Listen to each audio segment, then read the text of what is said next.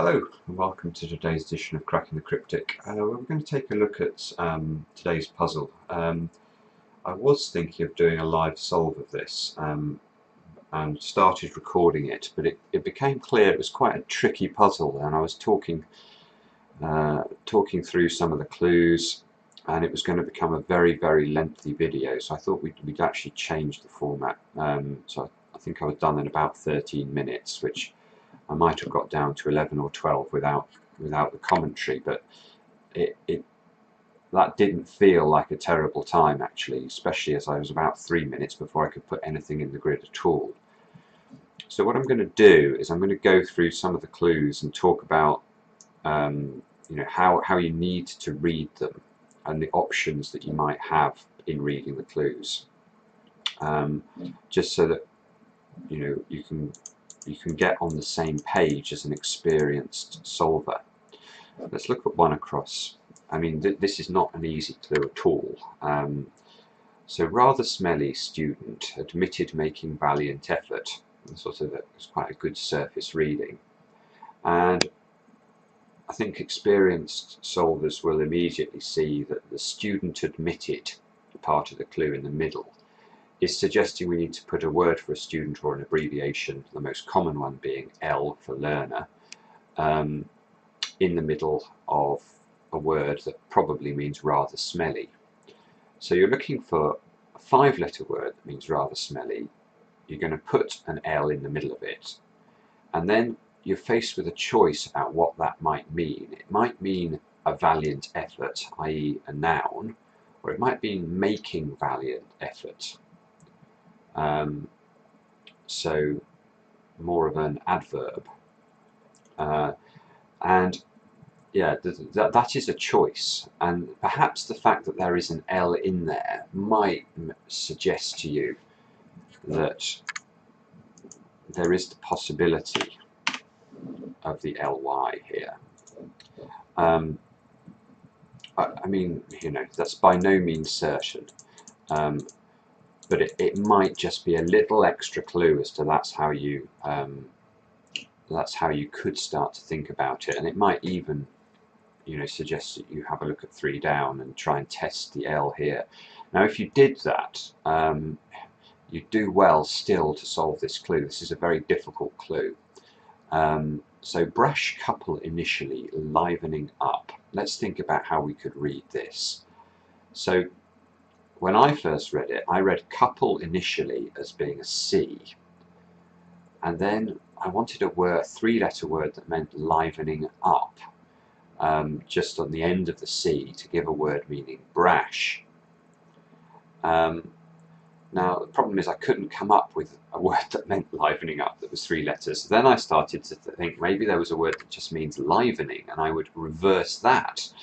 That also didn't lead anywhere, and it took quite a while for me to come up with the correct way of reading this clue, and that is credit to the setter here. I mean, this is I think really excellent setting where an experienced solver could be misled many times over as they're reading the clue, trying to come up with all the alternative ways of parsing it and failing to come up with the correct way. So the correct way of reading this clue is a word that means brash, and then it's a 3-letter word for a couple. Initially livening is hinting at the L of livening, and then we need to reverse that string of 4 letters that we've just created. So what I'm not going to do today is I'm not just going to give you the answers. I'm going to try and talk you through how to read the clues, and then you try and work out how to fill them in. Let's go back and look at 1 down now. 3rd of balls dropped by sportsman's runner. Well, this one again, as with 1 across, you can pass this one fairly clearly, I think, i.e. you know what's required, but you're left with a lot of options, and that's never a great place to be, especially if you're trying to solve quickly. So 3rd of balls, well, I think the only way of reading that is that it's indicating the 3rd letter of the word balls, the L. If balls had been a 6-letter word, then it would have been, I think, valid to think about, any of the 2-letter diagrams within that 6-letter word as being a third of the whole of the 6 letters. But here, balls is 5 letters, so I think the only way of really reading that is going to be, we need an L. We need a 6-letter word, therefore, for a sportsman, and we're going to drop the L out of that, and we're going to come up with a word that means a runner. And yeah, as I say, the problem is there's so many words for sportsman here that I did get this, but maybe it's because I was fond of the game in question. But yeah, not an easy one to start. And actually, 10 across is not easy either. Match not easily rearranged. Well, when we read this, the word rearranged is probably, we're all focusing on that immediately, thinking rearranged. Ah, there's an anagram. Let's find the anagram fodder. Where's the 7 letters we need? Well, the problem is that you won't find 7 letters in there that look like they're very good anagram fodder. And in fact, yeah, what this is a sort of a pun. It's a word that means match, and it's also something that's not easily rearranged, in that it's this thing is very much a sort of, it's in position and very hard to move, and that's what the not easily rearranged is getting at there. So yeah, another difficult clue, frankly, especially if you don't have the first letter. Once you have the first letter, I think it's not too bad. But 12, this is where I started. This was my first one in. Frost's verse using archaic language. And some of us may know a 4-letter word for frost, and if you do, that's really going to help. The verse using archaic language here, I haven't actually checked this. I think that the word in question, the word that means frost, is also an old word that means verse. The reason I'm slightly hesitant is it's actually a word that sounds like a type of verse as well. So it could have been included as a homophone, but I think here it's not being. It's referring to the fact that the word in question is an old word that means verse, as well as a word that means frost. So not simple, and neither is 2 down. Made the most of, expressed in pithy words, you could say. Now, this is again a very tricky clue in a very tricky corner of the Times crossword. Made the most of, well, that's the definition. And then we've got another of these punny references for the expressed in pithy words. So if you look at the word you come up with, which means made the most of, and try and reread it, you can see how it might be a word. It doesn't mean this, but it could be a word that means how to express something in pithy words or shortly. And yeah, what I think I'll do is I'll fill in some of these answers at the end of the vlog, for those of you who are still in suspense. But definitely not an easy thing. So this top left corner, I think, was a brute. Very hard indeed. Well done well done, especially if you started there and got some traction in the grid there. I think the more likely thing is that, as I did, I sort of worked my way back into this corner after a very slow start. Now, 15 down, in contrast, this is relatively okay. I think this is definitely a write-in with no check letters type answer. Let's read it. Clairvoyant, now touring Jersey with neighbours. Now, we've seen Jersey with neighbours or Jersey, Guernsey and Co. And if you see this sort of thing, you should immediately be thinking of the Channel Islands, and then you should be thinking of the abbreviation CI for Channel Islands. That is a pretty common thing in the Times crossword. So now, if we read the clue again knowing this, we need a 7-letter word that means now. We're going to put that around the edge of the C and the I, and the whole thing will mean clairvoyant. And I think that's not too bad. Definitely have a think about that. Pause the video again if you need to. Now let me just have a flick through some of the other clues. Yeah, again, this was not an easy clue at 4 across. I mean, the setter really has, you know, put some difficult clues in the places which give checking letters, with the exception of 15 down. So I'm going to talk about how to parse this correctly. Just has been half-heartedly about to cheer. Yeah, it's very hard. You know, even as I read this now, knowing the answer, to be confident about how to parse this correctly is tricky, because you know, you've got the word about, which can mean a reversal or it can mean to surround, and you've got the word half-heartedly, which again, you know, that's suggesting I need to remove letters from something. Now, the correct way to read this is that you need an 8-letter word which means to cheer, and you need a word that means just, and that word is going to have the word been half-heartedly around the outside of it. So been half-heartedly, hopefully we can see, everyone can see, that could be B-E-N, because if we remove half of the heart of the word been, we would just be left with one of the E's.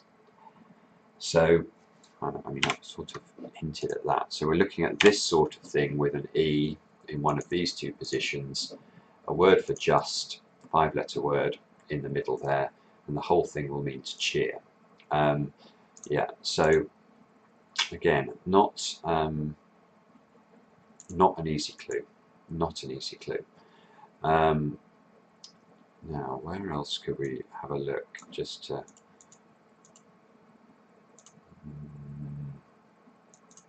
there's a lot of very good clues in this crossword, actually, even as I'm looking now. I mean,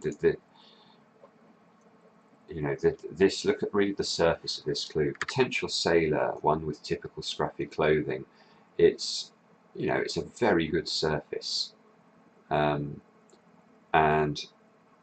yeah, it takes, I think, a bit of skill here to read this correctly. Now, it's a 10-letter word. You need, and it means potential. So knowing that, again, I would recommend pausing the video, having been told that it means potential, and try and think about how the rest of the clue could break down into 10 letters of wordplay. I'm going to tell you now how it works. So what we need to do here is we need one of the abbreviations or short words that we have for sailor, followed by an I for one, and then we need an anagram of typical around the outside of that. So typical scruffy, scruffy there is being used as an anagram indicator. So, and in terms of the abbreviation we need for sailor, it's probably the most common one. It's AB, I think it stands for able seaman or something. So the ABI in an anagram of typical to mean potential, and yeah, very good clue. Let's have another. Let's just have a look and see if we can see any others that I will comment on.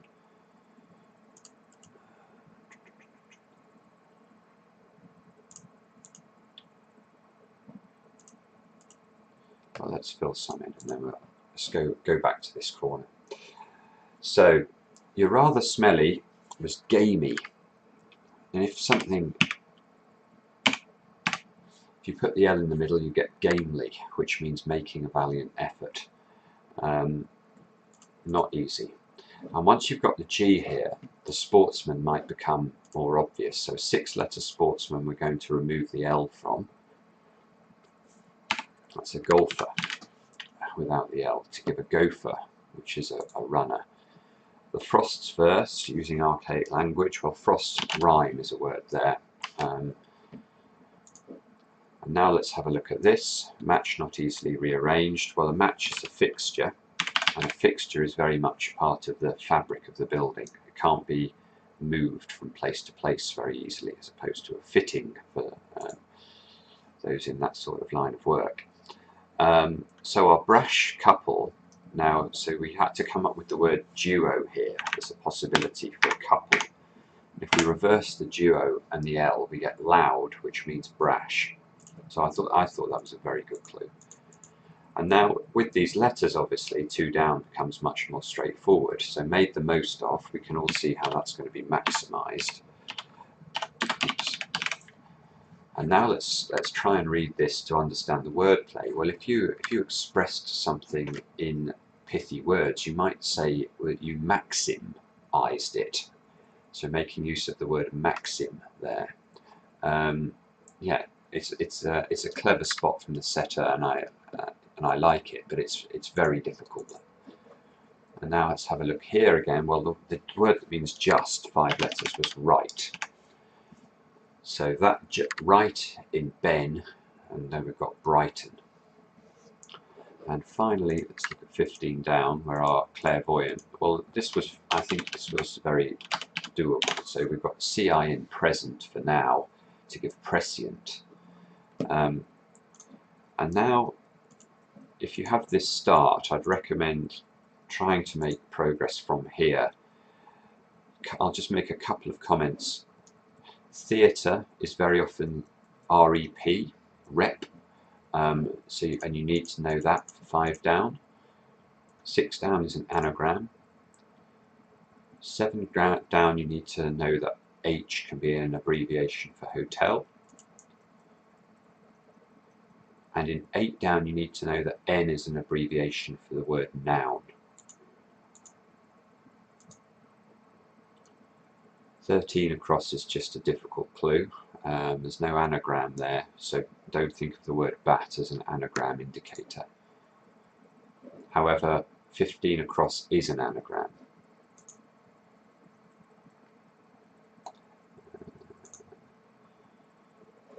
$18 across, you just need to, well, it's not too bad, that clue. Just remember that when you see the French, you need to be thinking of le and la. I did actually talk about this one. So this one was capability. So A, B, and I in an anagram of typical, and your potential is your capability. Soft can be abbreviated to P in 23 across.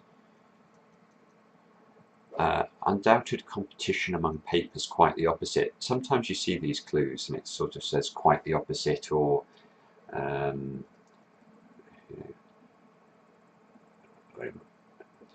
anything that indicates the opposite of what it said. Just means you need to read the bit before this expression the other way around. So here, if we look at the words, we have competition among papers. So that would suggest we need a word for papers, and we're going to put a word for competition in the middle. Well, quite the opposite is just saying reverse that. So what we actually need is a word for papers in the middle of a word that means competition. And papers, if you see that in Times crosswords, can often be ID, and it is here. So show me your papers might be an expression to mean I want to see your passport or your ID. This was a very difficult clue, 27 across. I'll let you think about that one, but it's not easy. There's not much to say about that one either. This is a homophone at 29 across.